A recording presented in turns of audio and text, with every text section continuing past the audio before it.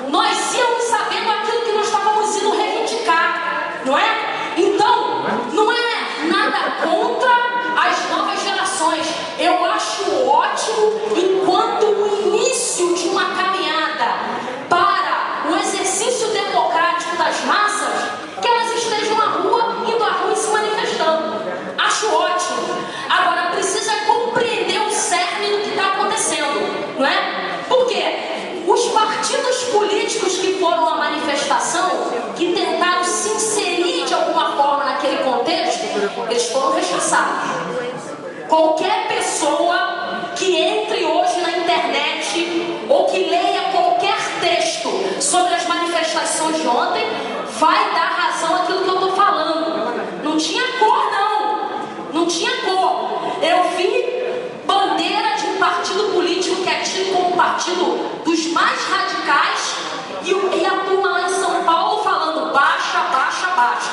Porque, na verdade, não adianta querer dar uma conotação política de que é ou que pode ser uma questão contra partido A, B ou C, governo A, B ou C.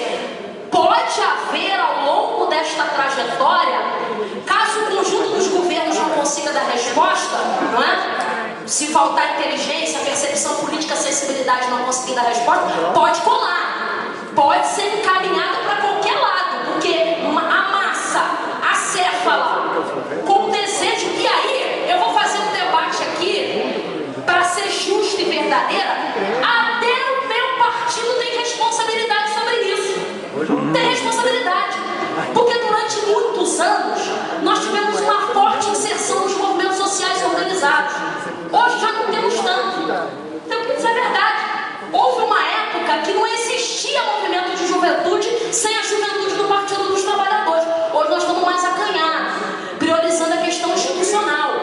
E a juventude, ela continua mantendo o desejo de se colocar, continua mantendo o desejo de reivindicar. Ocorre que ela está reivindicando a EJA. Um pede saúde, outro pede educação, outro pede a passe livre, outro diz que os políticos são todos ladrões e que nenhum partido presta. Não teve cor, não teve bandeira. Foi para a porta do governo do Geraldo Alckmin, do PSDB, foi para a porta do governo da prefeitura do PT na capital. É um movimento que começou com passe livre, mas já está tomando outras conotações. Mas é um movimento que eu prefiro não criminalizar, não é? É óbvio que quando tem bandeira, tem direção política, esse tipo de coisa que está acontecendo não ocorre, não é? Nós lideramos diversas mobilizações há 20 anos atrás no Fora Collor. Eu cheguei a liderar aqui em Niterói, junto com outros companheiros de mobilização, com 15, 10 mil, e a gente não quebrava nada. Nós só quebramos uma vez aqui, teve um negócio com ônibus, porque era para garantir o passe livre para os estudantes da rede pública, né? Mas aí foi um negócio de empresário, porta da Fetransport, aí foi outra história. Mas nunca houve esse tipo de procedimento entre nós, porque tinha direção política.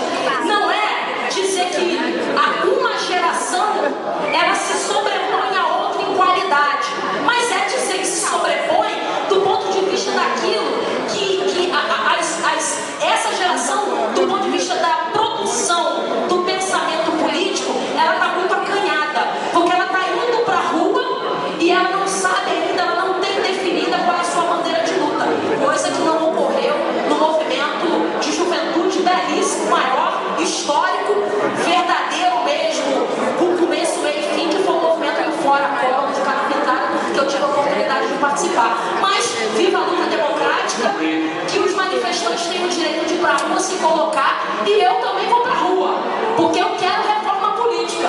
Sabe o que eu queria ver? Nós temos lá no Congresso Nacional engavetado inúmeros projetos para a criminalização da homofobia nesse país.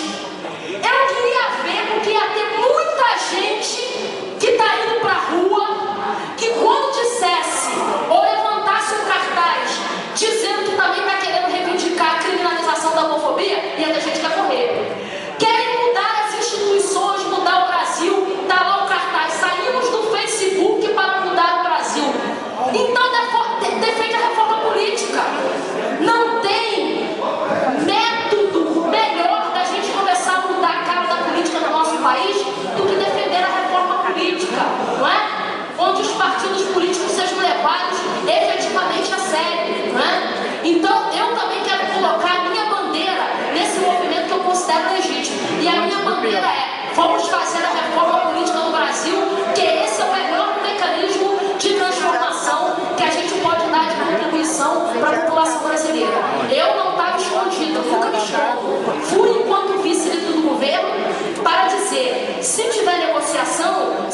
pauta de reivindicação serão devidamente atendidos.